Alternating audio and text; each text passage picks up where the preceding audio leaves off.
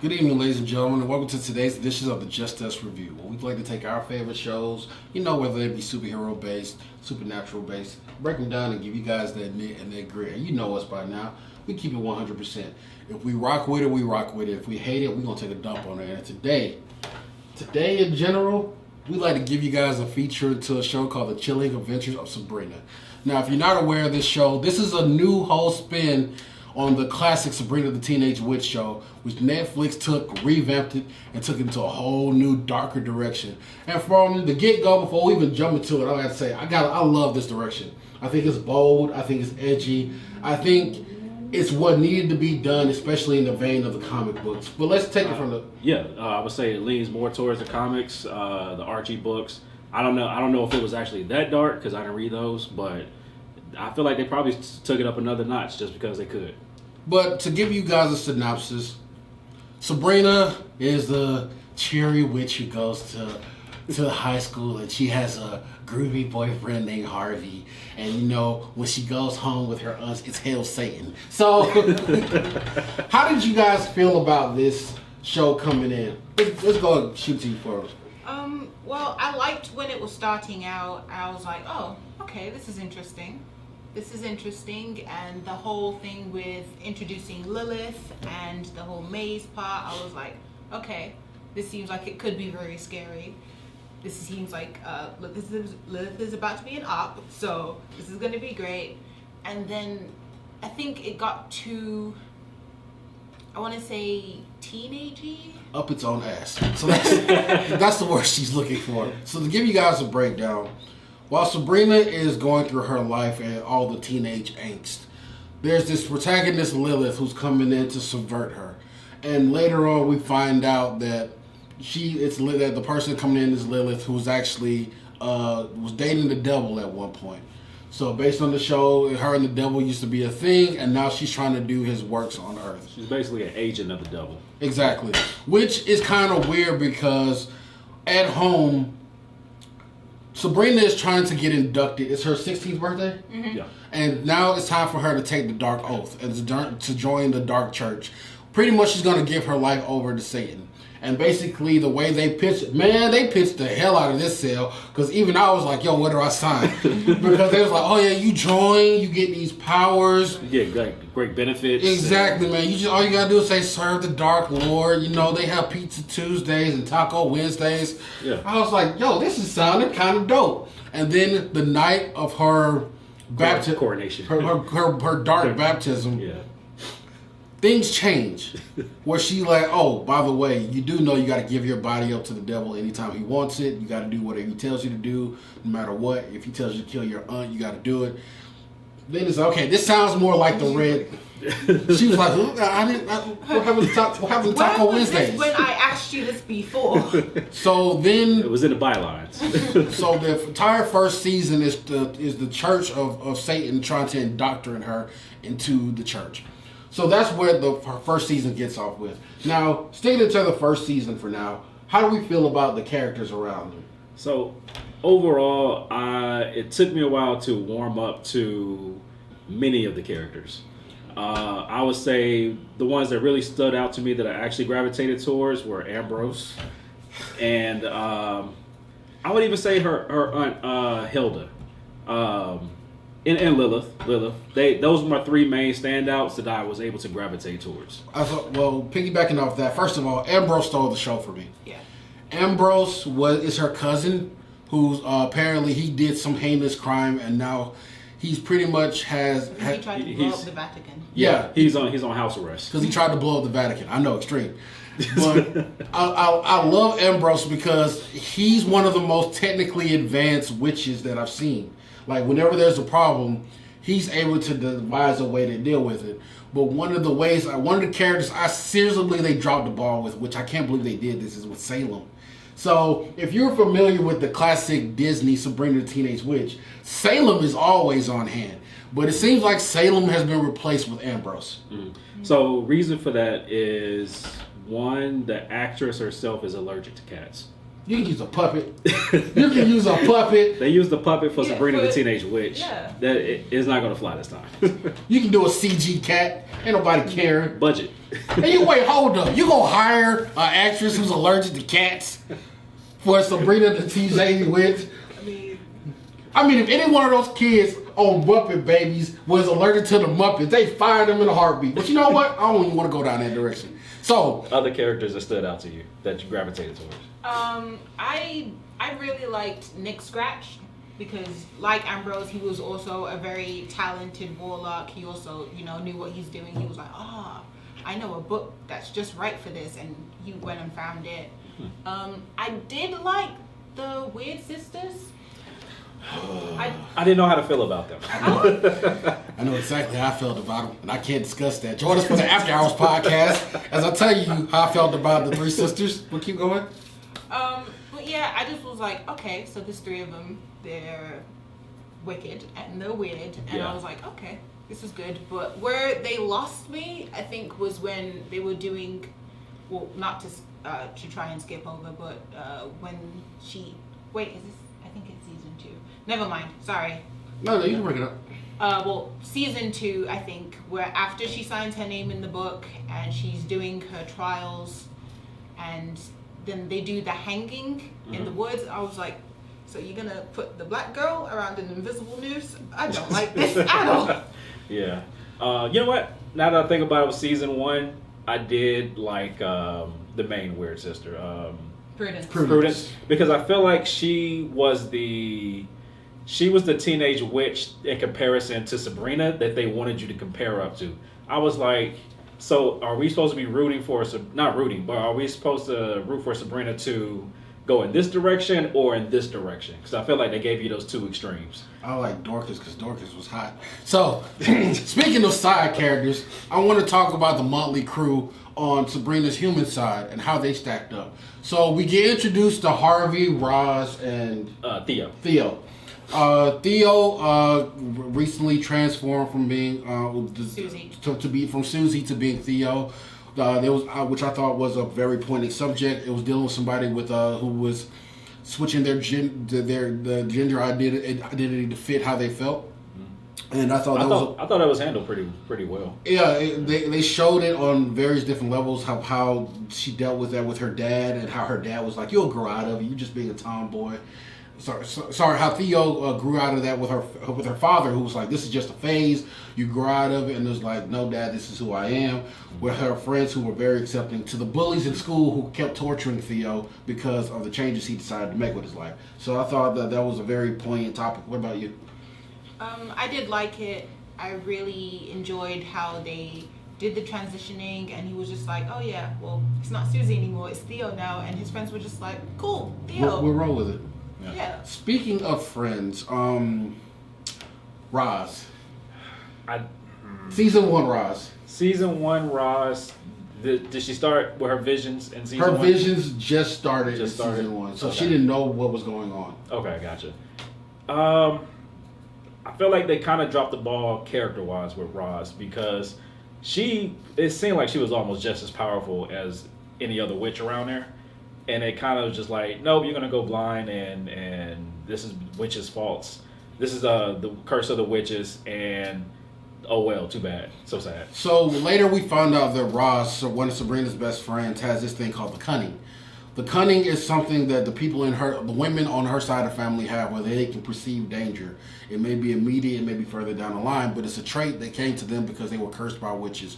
Which is a theme in this episode, that witches do a lot of shady stuff to the civilians in this world, yeah. But they openly accept Sabrina. Like, witches suck, but you know the quirky white girl, she's cool though. So I have a little push and pull about this relationship, how in season 1 and throughout the seasons they're so willing to give to Sabrina who hasn't earned anything. Mm-hmm. Like, let's even go down to Harvey. Harvey is her love interest in the first season, and Harvey and the crew he's willing to do anything to save Sabrina, which I understand. But most of the stuff that she does is self-inflicted. It's stuff that they like, look, Sabrina, don't do this spell. Sabrina, don't do X, Y, and Z, and she does it anyway. And she ends up incurring the wrath of a spell, or the sisters, or somebody out to get her, or even Lilith. So how do you guys feel about this dynamic? The dynamic between Sabrina and her friends is very one-sided. They pretty much do whatever she tells them to do, and she pretty much leads the adventure for the week. And it's like, if I say we need to do this, or if this is going on, I say we need to do this, they're like, sure, whatever. You're the magic person, so I guess we should be listening to you. Yeah, right. Even when they have better ideas. Like when I think this is season 3 when Sabrina has to start collecting souls as she's taking over hell, and her friend Roz is like, listen, we don't know where this portal goes, don't go into this place. And Sabrina just like, well, I have to help, goes anywhere, gets locked in the freezer, and then Lilith needs to come and save her. Yeah. So what we're introducing is a lot of follies with Sabrina and the crew. Also want to introduce one of the main protagonists, which seems like there's a lot in this that goes around the season. What's his name? The Count, the guy who leads the Father Blackwood. Yes, sorry. So next I want to introduce the protagonist, the main protagonist, which is Father. So next I'd like to introduce the main antagonist of the story, which is Father Blackwood. Father Blackwood has... I like this character for not who he is, but how he's being portrayed as this egotistical. He's very misogynistic. Like, he believes that women should have a subservient role in the church, which is very contradictory to Hilda. And I'm trying to figure out how that... Zelda. And I'm trying to figure out how that dynamic actually worked. I think it was just because, he's a man who likes power and Zelda's a powerful woman. And so I think he just enjoyed the fact that he tried to break her down. And then it ended up with him bewitching her to make her subservient because he couldn't break her down like he wanted to. And I think it was just that, fragile male ego aspect of it. Which is portrayed a lot throughout the series. Anytime Sabrina subverts his authority, and anytime a woman subverts his authority, he goes into this rage-like motion. Now, piggybacking off of them, I want to go into Hilda. I want to go into Hilda.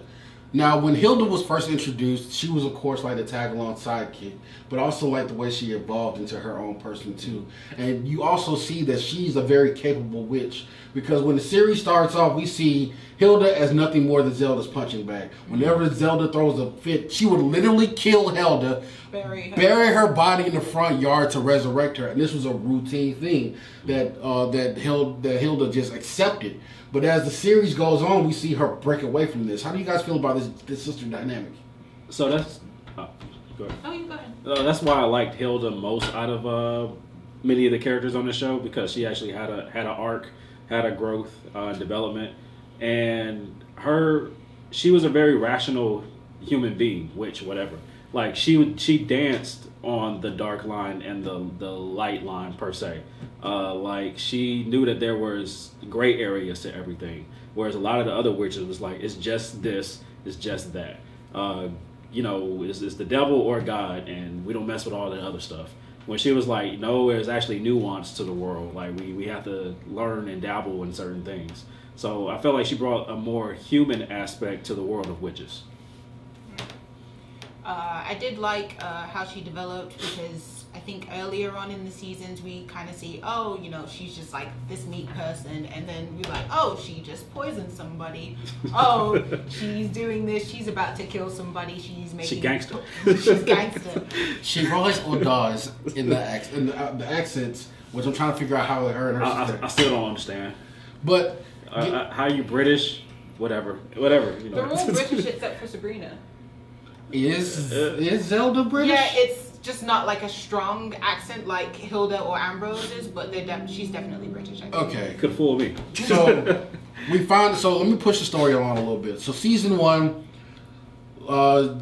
Sabrina's coming into her power. She ends up joining the church because she pretty much has to. But on her own terms, though. Exactly. But I serve the devil when I want to. So season 2, now you got the resurrection of the devil, and we figure out that Sabrina is going to be his bride. I know, it's very Alabama-ish in hell. Well, You skipped over the part where she's his daughter.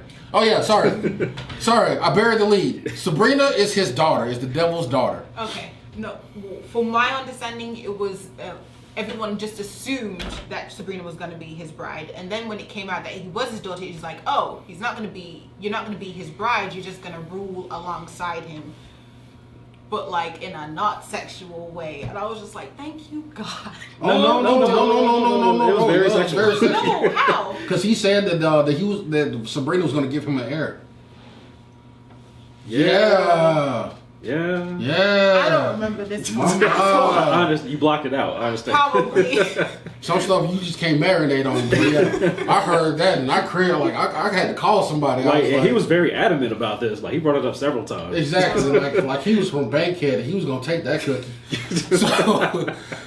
So all this goes on with the devil. Sabrina's trying to figure out how to get out of it. Yeah, like I don't want to marry this dude. Like we need to figure out how to basically keep him at bay. No, because the whole point of season 2 is getting him out of hell. Exactly. And yeah, he was coming. So we get the devil and he's about to come out. During this whole thing, you have the supernatural world and her regular world colliding because now angels are on the loose and angels are now hunting the witches. I was very upset about this. I had so much hope, but I'm gonna let you guys dive in first. Go for it. I mean, I think it was just like restricted to that one episode, and then in that one episode they all just die. I'm like, so we're not gonna get more angel witch hunters? Right. Like that scene, that was almost on like what's the game with Dante and Virgil? Devil May Cry. Devil May Cry and Bayonetta kind of stuff going on. I was like, we have angels serving heaven coming to fight the witches, and I'm like, okay, I can see some actual conflict.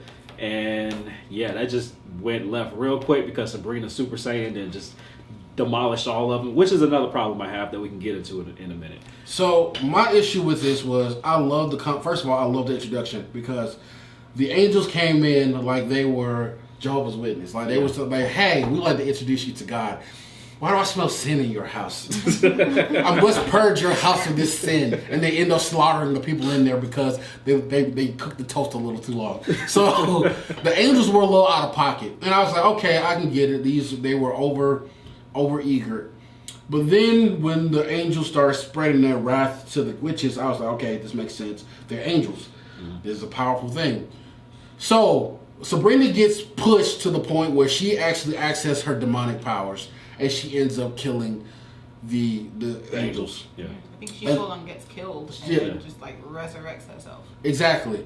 The problem I had with this was that the angels turned so quick when Sabrina resurrected. Like, you're supposed to be angels.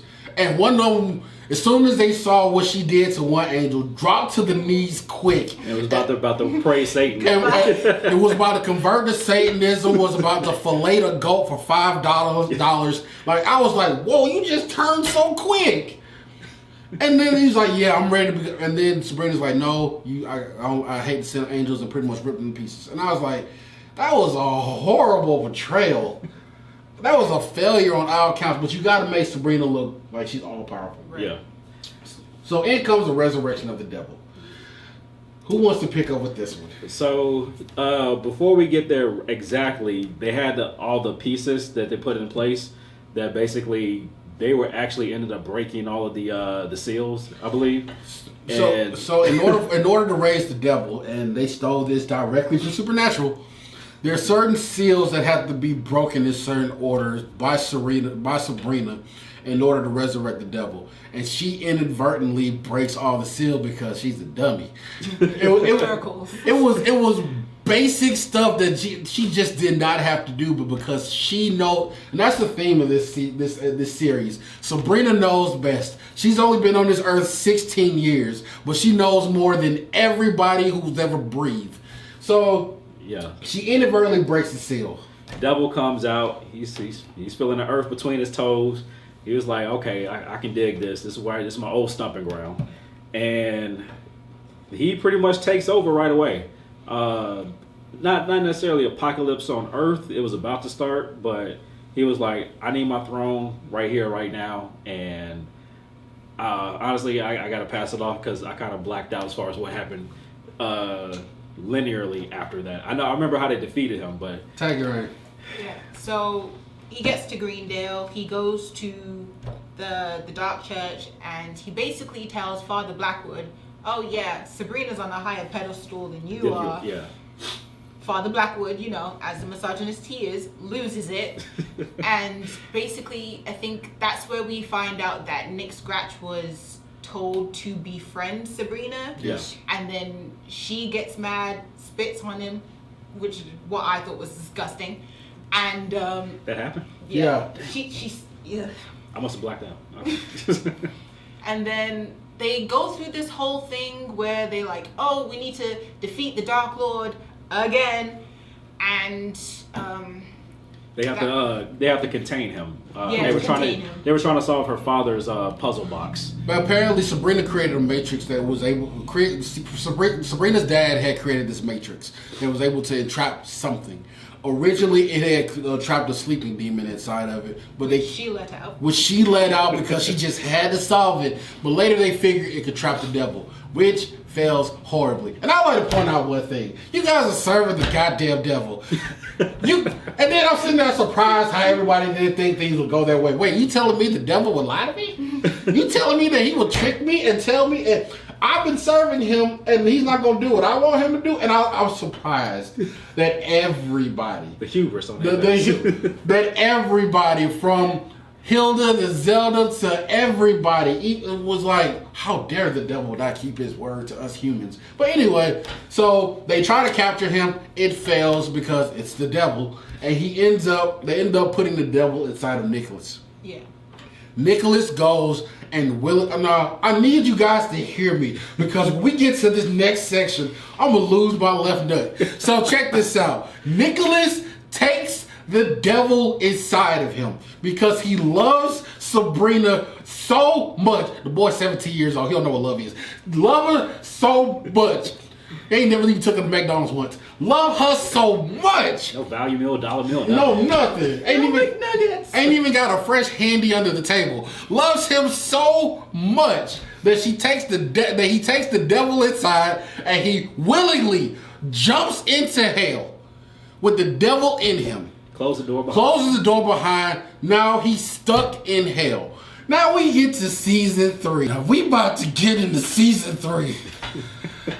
And this season hurt me so much to watch. I'm gonna calm down for a second. So now they on a mission to go to hell. At the very end of season 2, she was like, "Hey guys, We're gonna go to hell, and we're gonna get my boyfriend back. The boyfriend who you just said you never wanted to see him again because he befriended you at your father's request." Not just that. All 3, Theo, Roz, and Harvey, are like, yeah, let's do it. Mind you, Harvey is dating Roz at the time. Upgrade. So now this season started off. They want to go to hell to rescue Nicholas Scratch, and they go to Dorian. It's like, yo, Dorian, how we get there? He's like, okay, I'll teach you, but you gotta bring me this flower back. Blah blah blah. Don't side quest. So they go to hell. Now, Theo, Harvey, and Roz are humans, right? Correct. Yeah. Why are they tagging along the trip to hell? I have no clue. And this is one of the most cookie cutter. Because they follow Sabrina, and Sabrina knows everything. Sabrina knows all. This is the most cookie cutter, Wizard of all, candy ass trip to hell I've ever seen in my life. Like, if this is what hell has to bring on the porno and raw steak. So we get to hell. How did you guys feel about hell? I'm gonna let you guys go. They get there, they land on the beach, they meet Caliban. They don't know who he is yet, but Damn, I forgot that was him. yeah, Wow. That was him. playing with his family members. Playing in the dirt again. But the number one things he says is stay on the path, because if you leave the path, you're probably gonna get killed. Question: did they stay on the path? No. Oh, keep going. Theo, the human, who you're not even supposed to be here. This is not where you reside. You run off the path literally 30 seconds later. Uncle Marvin, you're not supposed to be here. If you don't get your ass back on that goddamn path. If you don't get your ass on that path. It's like, where were you supposed to be again? Oh, right, not there. Get back where you're supposed to be. The whole time I'm watching this episode with a belt in my hand, like, if these are my kids, D-Facts will be at my house because I will beat the shit out of them. Like, so they go they can't follow simple instructions. So they following down the path. Who's next to come off the path? So I believe Harvey actually has to get off the path because he actually has to save them because shit is going awry, and then they end up getting captured because they had a principal at one point.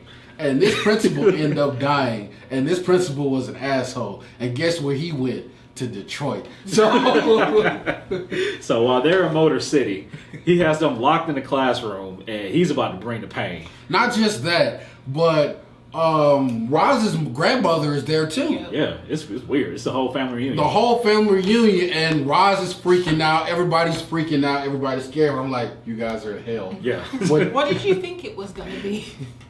A trip to Walmart. So they're about to get tortured for all eternity until Lilith shows up.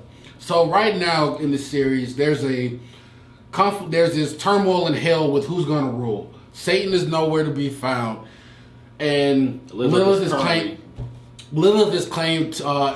leadership of hell. And the three kings of hell, I know what you're saying, why are there kings in hell and there's the devil? The three kings in hell are like, we do not recognize your claim to the throne. Caliban, who was the first prince of hell, which I don't know where the hell that came from. They just made him out of dirt and they were like, yeah, he can rule us. And then they're like, okay, cool. Caliban has the true claim to it. And Sabrina's like, I'm my daddy's daughter wife, so I have more claim to it than he does.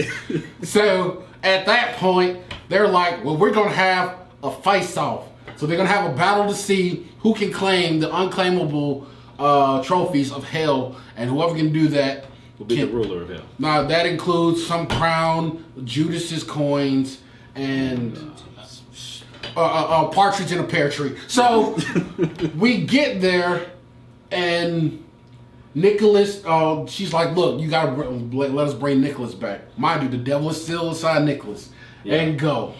Yeah, so Sabrina's feeling herself as usual. So she makes the rules, and even through everyone's ill advisement, we have to give in to her because she's the main character, even Lilith, because she is technically the ruler. So they send Nick back with the devil inside. They bring Roz's grandmother, Theo's uncle. Yeah, send him back. And it's like, you can do what you want, but there's going to be some guidelines along the way. So the whole point of season 3 is that Lilith is training Sabrina to be a ruler of hell. Which spoiler alert, is fucking awful at it. So now we pick up the point where we're back. And they take Nicholas. Now, do they warn anybody that they just brought the devil back from hell? No. They put him in the dungeon underneath the school. But who's at the school? Everybody. Everyone's at the school, and now Father Blackwood ran off with his kids. Zelda's running everything now, and she's like, we're going to do something crazy, and we're going to worship Lilith now. Yeah. Lilith, who has no power, doesn't supply your power, comes from the Dark Lord, who you've locked in the basement. But they don't know he's in the basement.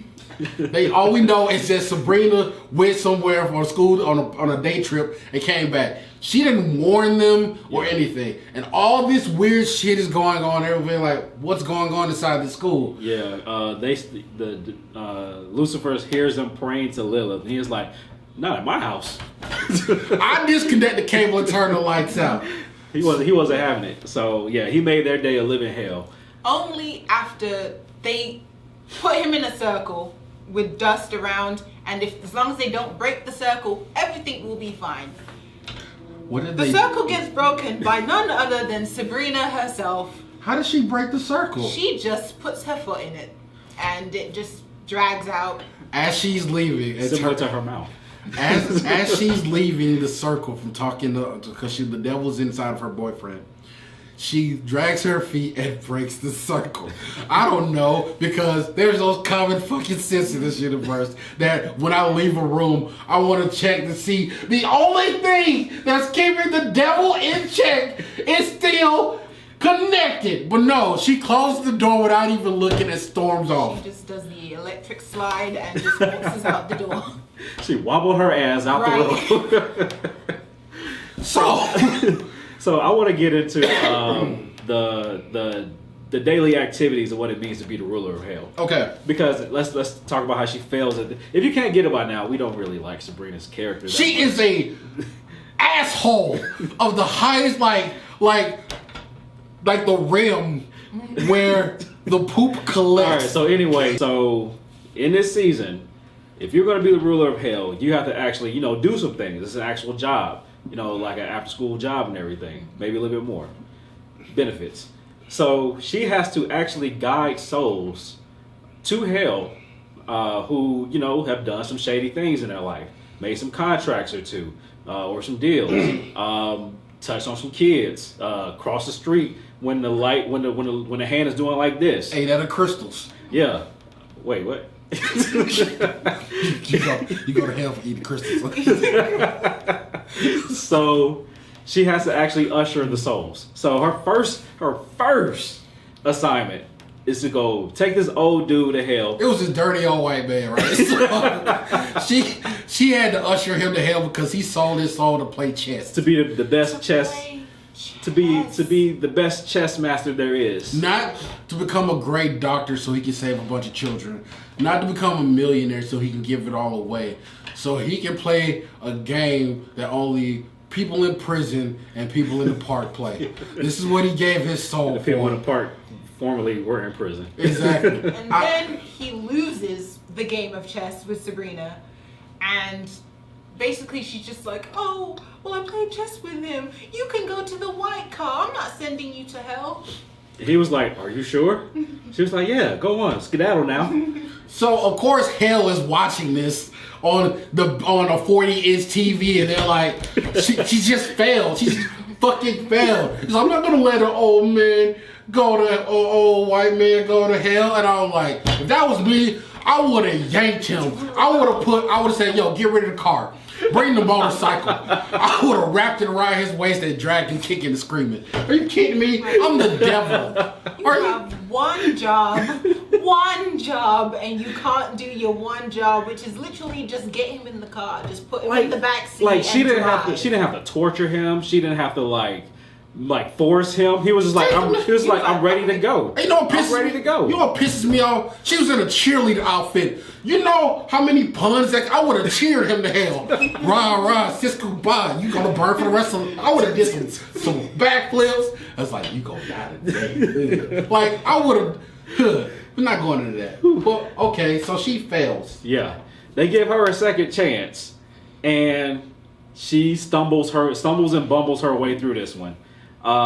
There's a guy, ice cream guy, very upstanding guy in the community who, he's the beloved ice cream man. So he touches kids off back. I knew he touched kids before they even mentioned nothing. I was like, the dude who played him looked like he touched kids. Like when I saw this episode, I went to IMDb to look up the guy who played the ice cream man to see if he had warts. So it turns out, he's actually touching kids. And he made it, sacrificing them so he can get another 7 years. Right. So he has a long-standing contract that he has to re-up with the devil to basically do whatever he does, stay alive, stay healthy. He gets 7 years on Earth for every child that he kills. Gotcha. And it has to be an innocent soul. Yep. That's the deal. So she finds out about this, and she's not having it. This is a real bad guy. I gotta take him to hell. But this one didn't go as easy as planned. She gets juked by the ice cream man. Hold up. So you are the king of hell, or you're fighting to become the king of hell, and you get shook by the guy making the Tutti Frutti Fresh and Fruity, by the guy making the bomb pops, by the guy making the ice cream sandwiches. That's who's holding you up.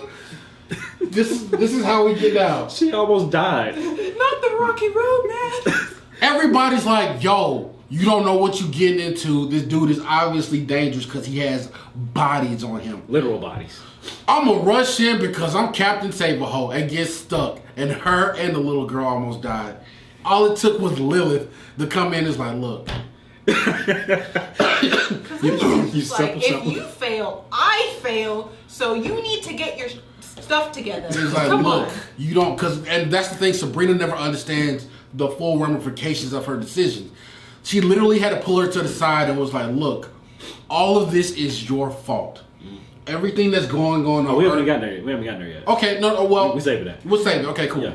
So we just talking about the ice cream situation. So ice cream situation, even then, Lilith was like, look, you are trying to be the king of hell. You gotta look before you leap. You got caught by the fucking ice cream man. There's demons in hell, and this is where you get caught. So Lilith comes in to save her. Yeah.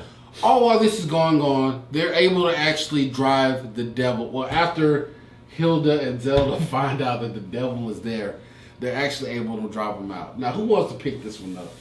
So, just to set this up, so they ended up sending the guy's soul to hell, and she gets a round of applause, and they're like, "Yeah, that was cool and all, but you know, we still don't like you, and we're gonna do this competition thing starting now. So you got to fight for your crown." All right, so everything is literally actually going to hell because they found out that the devil was back. Hell itself is unstable. There's also pagans coming to kill the who's threatening the balance of the witch world because they're like, yeah, we don't want you guys here. We're bringing the old guys back, and you guys are gonna be our sacrifice. Y'all got a few days, a week, or whatever to get your life figured out. So because of the all of this is crashing down at the same time. Because Lilith had described this. It's a domino effect. If there's an imbalance in hell, there's an imbalance on earth, and there's an imbalance in heaven. The old gods realized that there was a vacancy in power, that the devil was no longer in charge of his throne. And this was when they pushed their comeback. The old gods are like the Green and the Satyrs and the Gorgons and all of them. They felt that it was time to come back. And now all of them have descended on Greendale because, sorry, is it not Greendale? Is it? It is Greendale. They've all descended on Greendale because this is the apex of where everything comes down. Oh, and in addition, the witches have lost their power because the devil isn't fueling them anymore because he decided to cut them off. Yeah. So Sabrina comes home and she's all like, "Hey guys, aunties, how your day been?" They like, "Bitch, come here, bring that ass here." So they lay into her. Like I was rooting for Zelda for once. Like she laid into her hard. She read her the riot act. Good God. So there was like the devil was almost loose. He almost does not have a vessel. This is all pretty much your fault. Lilith kind of does the same spiel a little bit later as well.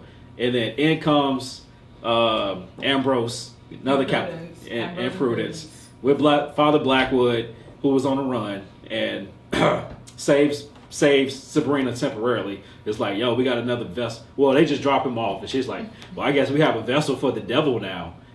Problem solved. So the vessel, so they ended up taking the devil out of Nick and putting it into Father Blackwood. So now the devil is taking over him. And Father Blackwood's like, I'm not going to fight you for control. If you want control of my body, you got it. But before that happens, first of all, Blackwood went, I'm not afraid of you. Before that even happens, I got to give this to Lilith. Lilith is a fucking G. She knew the devil was coming back, and if he had come back, he would murder her. So before the devil fully came to, she makes a deal with Blackwood. She has sex with Blackwood to get impregnated by him. So that way, she's now pregnant with the devil's spawn, and the devil won't kill him as long as she's pregnant. So she's safe for now. I thought that was ingenious. I actually missed that somehow. I don't know how I missed that. That was the only, because she knew if he came back, she would be the first one on the child. As a matter of fact, he told her, yeah, when I come back, I'm killing you first. Yeah, he like definitely was looking for her. When I call home, normally I take a dump and read the paper and drink some juice. I'm going straight to killing you first, then the dump. So long story short, so we don't go too long. Season 3 was all about a competition of trying to get the lost items of hell between her and Caliban to see who's going to be the ruler. She almost gets one. She slips up because she got to save her friends. Caliban slips in, grabs it. She said he cheated. He said this is hell. What do you expect? So round 2, she gets the treasure, and he was like, "Hey, what happened to being all honorable and stuff?" And she was all like, there for 2,000 years, I think. "Yeah, but magic." So round three is where it gets interesting because she actually has to get the 30 pieces of silver for Judas. Right, which turns out to be in the possession of Dracula. So no, there's a whole thing behind that. Okay. Let's not spend too long on it, but let's explain that real quick. So now, okay, quick version is, and this even in the lore, the first person to betray was Judas, so therefore he's in the worst spots in hell. 30 pieces of silver. That's for those who betray. The next person in line for that was also Vlad the Impaler. If you read the mythology behind it, he's actually the one who's suspected to be Dracula because of his predication to taking his victims and put them on spikes. And that later transferred to him using his teeth instead to impale his victims. Thus, Vlad the Impaler is Dracula. Gotcha. Okay, so they have to get that the 30 pieces of silver from Dracula. The competition is about to be over. All of this is happening at the same time that the pagans have pretty much resurrected the Green. Exactly. Now, the Green's job is to shoot these spores out to create these zombies, which pretty much create an infestation that takes over the world. As a matter of fact, they kind of give you a glimpse of what happens if the Green wins. But before we go there... Well, no, the Green did win. Yeah, they did win. Before we go there... I need to back up for a second. I like to talk about this young man called Nicholas Scratch. Now, last we gave off, Nicholas went to hell for Sabrina. Yep. He took the devil in his body and went to hell, where he was violated on the outside and brutalized. The devil was kicking his ass on the inside, fighting for dominance. Lilith was on the outside, brutalizing him because... She had nothing else. She had nothing else. She was his plaything. She got bored. And would sit there and beat and abuse him. He was in hell. He was tortured from outside in. The way he described it, he could not sleep. He spent like decades in hell because there's a time difference in hell. He spent decades in hell being violated and brutalized. He now comes back to the earth, so he's fucked up. Sabrina. Okay. Sabrina's gonna fix it with cuddles. With cuddles, not even the draws. So so he's going through some real shit. Like the devil messed him up so bad that he actually has a hoof for a foot, and that's just a representation that the devil had dominated him at one point, manifested in reality. Sabrina thinks if we lay up and I go to sleep with you under the cover and I'm not, and we hold hands and we can kiss, then that will fix everything. And then she gets mad when he finds way to actually cope with his issues. And it's just like, I'm sorry, kisses and cuddles and lying your head on his chest so you can hear his heartbeat is not gonna save him. It's not gonna help him. He needs a therapist. Don't get mad at him for seeking therapy. Even Ambrose was like, look, hey, he is fucked up in ways we don't even know. That man needs help. And Sabrina's like, no, he doesn't. He just needs the love of his girlfriend. And he decides, and so Nicholas decides to self-medicate. He turns to drugs, alcohol, and sex demons. And then Sabrina gets mad when she catches him with the sex demon. Now, I'm sorry.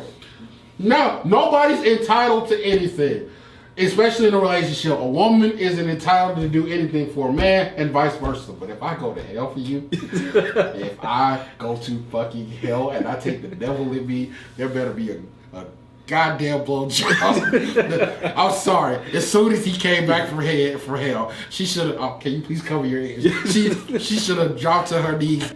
She flaunted the fact that she didn't give him no booty yet. He's like, yeah, you ain't getting the draws just yet. I just went to hell for you, and you still gonna bogart the booty? Not even that, but at least like realize that everything's not gonna go back to the way it was. Right. That there has to be like an adjustment period from being what felt like decades in hell, being tortured day in, day out, and to just coming back and thinking, oh yeah, everything's gonna be okay. Power, we're gonna be power friendship. the exact same way we were before, but This is what I call bullshit. So in one of her tasks, she has to get Judas's 30 pieces of silver. Lilith tells her there's an easy way to get this. All you have to do is betray one of your best friends, and the silver will automatically appear to you. She literally contemplates fucking Harvey just to get she was about to do it. She was like, I'm just gonna have sex with Harvey and let Roz hear about it so I can pass this test. And she was almost about to do it too. So let me get this straight. You was about to drop it like it's hot for some change, literally, for some change. But Nick couldn't get to. So let's push on. So it gets worse. It gets worse. I know. Second verse, it gets worse. It gets no better than this. So we get to the part where the green actually wins. She comes back to Earth. I'm sorry, I gotta stop you.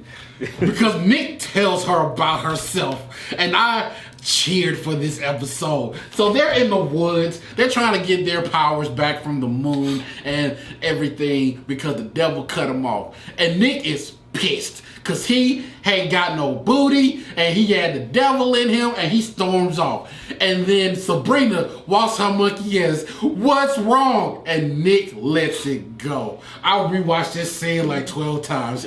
He lays into her about the person she really is. Go for it. So, all right. So I need a cigarette. Let's cap this off. The green wins. Earth is taken over. Witches lost. Everybody lost. The hell gets tricked into giving the silver to Caliban because she's a child. Yeah, she gets frozen in rock or whatever. And hold up, before you top that off, I want you to tell them about Lilith. Because before this happens, Lilith talks to Sabrina. You gotta remind me. So Nick was the first. The second was Lilith. Because Lilith had to pull her to the side in front of everybody, in front of the school, in front of the demons. It was like, all this is going on in Greendale is your fault. You keep half-stepping, and I told you, you either have to be the ruler of hell, or you have to give it up and stay in the human world. Because you wanted to play both like a part-time job, all this stuff that's going down with the witches being killed, with the green coming back, is your fault. Everybody warned you, but you don't want to listen to it, and she breaks it down in front of everybody. And she sits there with that dough face. that quiver, I'm about to cry, and then storms off. I'm sorry. Yeah. So she starts to take it a little bit more serious now, as far as getting the job done for hell. Because, shit is hitting the fan. She gets tricked. She's frozen in a rock. Caliban becomes ruler of hell. Her friends are all dead. Friends are all dead. They got sacrificed. Everything's went to shit. So she finally gets out, and it was actually a time travel thing, right? Yeah. Herself released her from the rock. This was some of the most inconsistent writing. The thing that happened was Sabrina said to herself, you need to come back here and complete the loop and set me free. Yeah. That's the one thing you have to do. Yeah, there was a whole time loop involved. You know what I mean? When it comes to time travel, I say whatever goes, because it's not going to make sense in the end anyway. So she actually does the time loop thing, and goes back to the time before the pagans actually get to take over. They stop the pagans from taking over. They trick them. They actually poison them, kill off the main pagans. Rah-rah, save the day. Everything is good. Now there's one more thing she got to do. Go back to the rock. Go back to the rock and complete the time loop. What happens, y'all? What does she do? She goes and she's like, wait, I can have the best of both worlds. I can rule hell and I can still be here. So the Sabrina that was off getting the silver, she says, hey, you stay here and you get to do all this because this is what you want. Don't worry about your family back home because they have me. You never have to see them again. And I'll just take care of it. So there's a Sabrina in hell and there's a Sabrina in Greendale. Ambrose finds out about this and he's like, Ambrose flips his shit. What the hell is wrong with you? He has the same conniption that Ken just had. Ambrose is like, he finds God. He finds God. The devil worshiper finds God in this moment. And he's like, Sabrina, yourself told you to complete the loop and you didn't. He's like, do you not know the ramifications of what you just did? Mind you, everybody has told her this entire season was her fault. Mm-hmm. She had one job to complete the loop. But because she knows better than all of creation. And her final words was, I don't know if it's final words of the show, but her final words I remember was, it'll work itself out. What could go wrong? Which brings us to Father Blackwood, who's unleashing the Eldritch Terrors, which I believe are supposed to be like somewhat of the Titans, which are the horrors that existed before God and before man. So we're talking Cthulhu and all of that. We're talking Cthulhu. We're talking about all this type stuff. What pisses me... I want to go around the room about how you guys felt about this. Oh, and one more part I got to interject in right quick is, so Satan escapes. He goes back to hell in Father Blackwood's body. And apparently... he gets out of Father Blackwood's body and he's goes back to hell regular. in his own body. So, but still has to follow rules. So apparently Sabrina has to keep doing the trials because even the devil has to follow the rules in hell. And at that moment I threw up. Because if I'm in my house and somebody tells me I gotta follow some rules, I'm kicking everybody out. How I walk into my own house and you tell me to take off my shoes. Yeah, I was like, I that's how hell works now. Like I would have been like, Skank, you lucky I have on pants. So going around, I want to sum up this season and how you. I honestly can't wait to the next season, but it's for other purposes. Yeah. How did you feel about this season?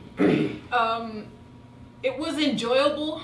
Only for the fact because I do want to see this all just blow up in Sabrina's face. And it goes like, oh yeah, you can't do whatever you want to, and there are consequences, and the one thing that you were supposed to do, you didn't do. I feel like now she's going to have to go back and do this one thing to try and like fix everything. I'm looking forward to the next season for the same reason you probably are, and same reason as you, because I need to see Sabrina get some comeuppance, and people will just lay into her again. But I don't have faith that she's going to learn a lesson, because it's been three seasons so far, and she has yet to learn a single lesson. And what will they do with season 5? My thing is, I think people are starting to understand Sabrina like Roz. I think Roz is waking up to the fact that Sabrina is only out for herself. Everything that Sabrina does to further her own objective, and she refuses to learn this point. I hate the level of privilege. Like, she goes out of her way to not know. She goes out of her way because at the end of the day, like you say, nobody chastises her, and she never is taken to task except by Lilith and except by Nicholas for what she does. But even those don't even have lasting results. If you tell her that she messes up, she'll literally wait a day and fuck up again. Because after Nick laid into her, also Prudence basically was like, no, you were right, and forget Nick and all that then stuff. she treated him like shit. Yeah. This is the dude who went to hell for you. You do not have any standings whatsoever. Like that's somebody who sacrificed. And then we're gonna go into season 4 with Ambrose knowing what just happened, and that's and I hate that she gets to take advantage of these characters, and then they have to pull miracles out of their butt just to fix her mistake. Ambrose, the level of work Ambrose has to do to correct her mistakes every time. And I know people look at him like a Gary Stu. He need to be running that school. But he does Dumbledore level magic to protect her. And that one thing where he had to keep the egg for decades, literally went crazy more than once, and then she's just like, let Father Blackwood have it. Like, he literally went through all this trouble to make sure he didn't get it, and you just give it away because you don't care, because you want to rule hell and stay in Greenville at the same time. Because they're consequences. That needs to be the theme of the next season, is consequences. And I'm going to be 100% honest. If there are no consequences for season 4, then I will stop watching altogether. Because at this point, what are you teaching? What lessons are we learning from this? Yeah. If you're privileged then, damn the world, because everybody else pays for this. Mm-hmm. Harvey has paid for this because he's lost a brother. Roz lost her sight until she finally had to get him back, and then Sabrina was about to steal Harvey from him. Everybody has to lose something except Sabrina. The point where she didn't listen to herself was the keystone to it all. You didn't listen to yourself. Yeah, I feel like this actually happened more than once with her not listening to herself. But because I just remember she had to fight herself in season 2, and that was part of one of the keys of letting the devil out. But she thought she knew better, and she just had to get rid of this thing. But that was another mistake of creation of her own. But it's neither here nor there. I want to jump into our last final thoughts about our characters, surrounding characters of the show, and then we can close it out. Last final thoughts about any of the characters that we didn't touch on the show that you may be looking forward to for the next season. I want to see how Prudence is going to deal with the loss of Dorcas, and now Agatha's crazy on Father Blackwood's side, and she still has her younger siblings that she does still want to get back, and how her and Ambrose are going to repair things, or if they're even going to repair things, because she blames him now that Father Blackwood has the egg and her siblings and Dorcas is dead. Which technically she is right, because if it hadn't been for Sabrina, she would have actually got the vengeance that she sought. I would like to learn more about Lilith. I think she has plenty of role in this to play. I can't wait to see the Eldritch creatures, but again, I want Ambrose to go off on his own. I believe this family has been tying him down and holding him back from what he should be able to achieve. And I also want Roz, Theo, and Harvey to strike out on their own as well. I think their stories get jaded because they have to placate Sabrina, and that holds them back as well. I would like to learn more about Theo. I learned more about Roz and her powers. We didn't get that much coverage on that. And Harvey, they introduced the fact that he came from witch hunters. We could have explored that deeper, but because all we got was surface level development with those three, and they could have been expounded much more. I'm definitely going to echo that sentiment as far as her friends. I want to see more of their backstories. Theo can see spirits or a spirit or something like that. What is that? I think his great aunt. Sure. What does that do? You literally mention it and then drop it. Yeah. I want to see the cunning do more. I want to see Harvey do something. Do something.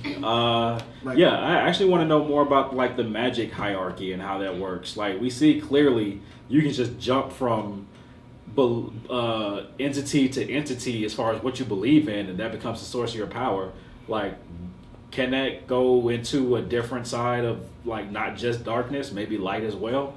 They introduced that Sabrina's part Catholic or something like that. So that she was baptized as a child. Yeah, and going to echo that sentiment, the power structure of magic is very unbalanced. It seems that magic comes from celestial beings, and that of course the moon echoes celestial light in some sense. But the whole structure of magic is kind of waning. If magic is all from a celestial being, and there's plenty of celestials out there, especially with angels, then we should see more conflict of magic. And if that's the case, how is old magic able to prosper? They never actually dove into that. Yeah. So I want to see that touched on a little bit more. Maybe even Return of Angels or whatever. If we can get more and deeper into that. I know it's going to supernatural territory, but they introduced it. So I want to see where they're going to go with now worshipping Hecate as the source of their power. Yeah, exactly. Yeah. And just some character development for Sabrina. Yeah. Something. Please. Hopefully. Please. Because at this point, it's just rinse and repeat. I do whatever I want. Sabrina, you've been naughty. I do whatever I want. But, like I said, tell us your views. Tell us what you guys expect from the show, what you guys want to see down at the bottom of the contents. Tell us some of your infuriating moments as well as some moments that you thought, that was actually pretty nice that they added in there. It's plenty of feedback that we can give, but I say at this point, we just cut it out. But thank you guys for joining us on this ride about the chilling adventures of Sabrina. We want you guys to like and subscribe, hit that like button. But until next time, somebody needs to hit her. punch her right in the throat. Right in the throat. As soon as she's okay, so here's the thing. Sabrina, every time she gets an idea, her eyes light up, and then her face kind of tenses up, and then she gets a straight posture. She's getting ready to say something. punch her. It's got to be Roz, because like she uses the cunning, and she's like, It's not the Sharingan.